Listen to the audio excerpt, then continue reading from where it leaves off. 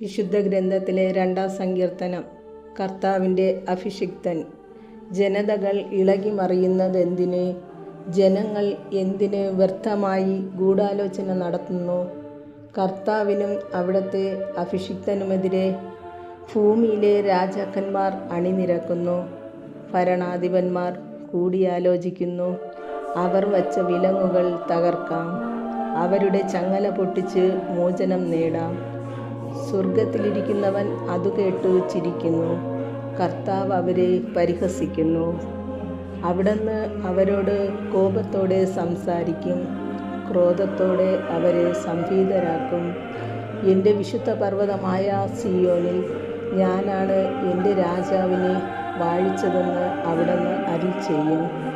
കർത്താവിൻ്റെ കൽപ്പന ഞാൻ വിളംബരം ചെയ്യും. അവിടുന്ന് എന്നോട് അരുളിച്ചെയ്തു, നീ എൻ്റെ പുത്രനാണ്. ഇന്നു ഞാൻ നിനക്ക് ജന്മം നൽകി. എന്നോട് ചോദിച്ചു കൊള്ളുക, ഞാൻ നിനക്ക് ജനതകളെ അവകാശമായി തരും. ഭൂമിയുടെ അതിരുകൾ നിനക്ക് അധീനമാകും. ഇരുമ്പുദണ്ഡ് കൊണ്ട് നീ അവരെ തകർക്കും. മൺപാത്രത്തെ എന്ന പോലെ നീ അവരെ അടിച്ചുടയ്ക്കും. രാജാക്കന്മാരെ, വിവേകമുള്ളവരായിരിക്കുവിൻ. ഭൂമിയുടെ അധിപന്മാരെ, സൂക്ഷിച്ചുകൊള്ളുവിൻ.